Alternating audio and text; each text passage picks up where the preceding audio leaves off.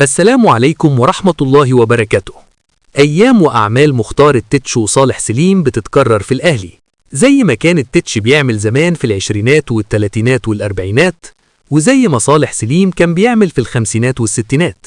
الموضوع بيتكرر اليومين دول، بعيد عن مجلس إدارة النادي الأهلي، وبعيد كمان عن الجهاز الفني والإداري للأهلي. 2 من لاعبي الفريق الأول، مش بينهم الكابتن، 2 من لاعبي الفريق الأول ومعاهم لاعب إهلاوي سابق. التلاتة بيحاولوا دلوقتي سرا مع إمام عاشور لاعب الفريق بعد نهاية أزمته، بعد عودته، بعد تسجيله هدف الفوز في ماتش الجونة. بيحاولوا إنه يقنعوه إن هو اللي يبادر، إن إمام عاشور يبادر من جنبه بطلب تمديد عقده مع الأهلي لموسمين كمان، كنوع من أنواع الانتماء والولاء والمصالحة الشاملة في الأهلي. وكمان بيطالبوه بتغيير وكيله آدم وطني اللي أظهر كراهية متكررة للأهلي في مواقف كتير. شهر رمضان الكريم المعروف بالجلسات الودية، المعروف بالولائم والدعوات، فرصة لأكتر من عزومة لإمام عاشور، ومنها عزومات أسرية كاملة في بيوت ال3 نجوم علشان يخلصوا الموضوع ويحتفنوا بيه خلال شهر رمضان، وياخدوه من إيده لإنهاء الموضوع. يا مسهل. الدعم الواجب من النادي الأهلي لجمهوره هو اللي هنشوفه إن خلق الله بكرة إن شاء الله.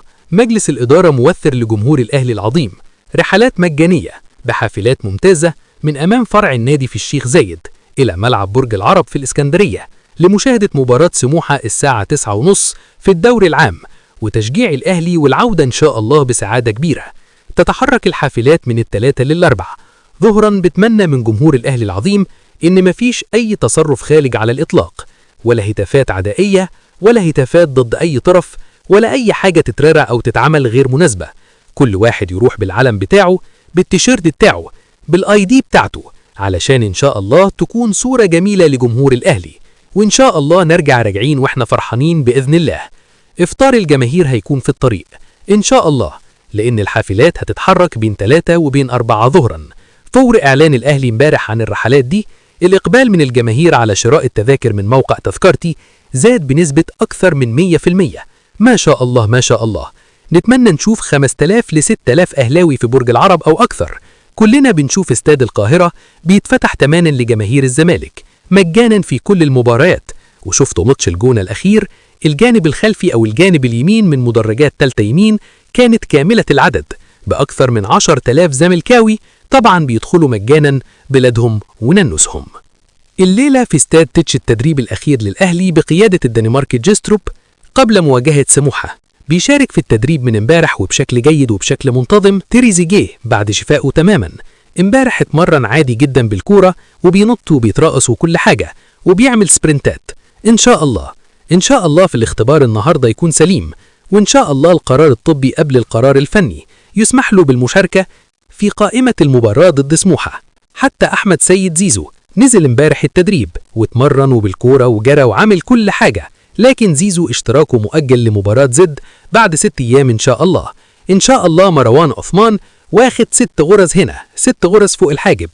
ضربة كانت رهيبة روسية في جبهة مروان عثمان، ومع ذلك اللاعب بتاع الجونة اللي ضربه بالروسية ما أخدش إنذار. سبحان الله سبحان الله.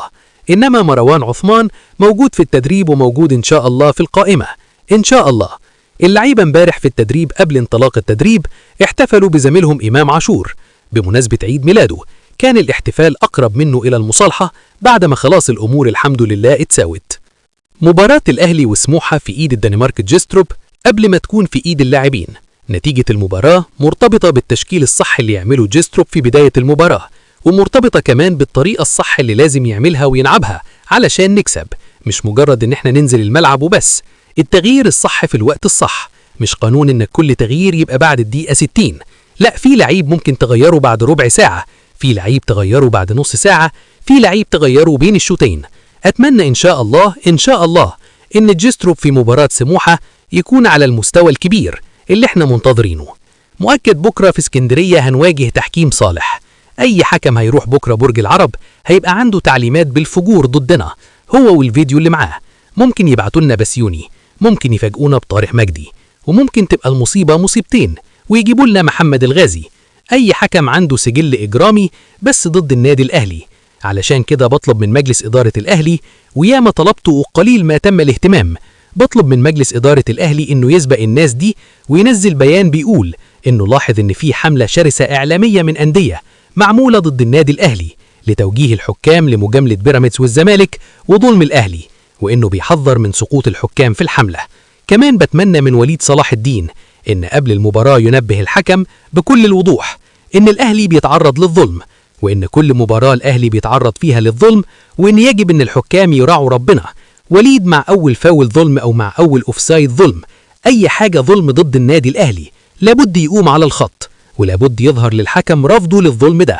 كمان وليد لازم يفهم اللاعبين بتوعنا إن 1-0 دي نتيجة مؤلمة للغاية، بتقعدنا لغاية آخر ثانية ماسكين قلبنا، وبتدي فرصة للحكام إن هم يظلمونا. ما انت كنت متقدم على إنبي 1-0 لما محمد الغازي حسب بنالتي ظلم ضد ديانج وخسرت نقطتين بالتعادل. لازم وليد ينبه اللاعبين ضروري، الجول الثاني والثالث مهم جدا علشان نقدر نتفادى لؤم الحكام ونتفادى ظلم الحكام. إدارة الأهلي مشغولة اليومين دول في ترتيب عقود اللاعبين اللي بتنتهي الصيف المقبل أو العام المقبل.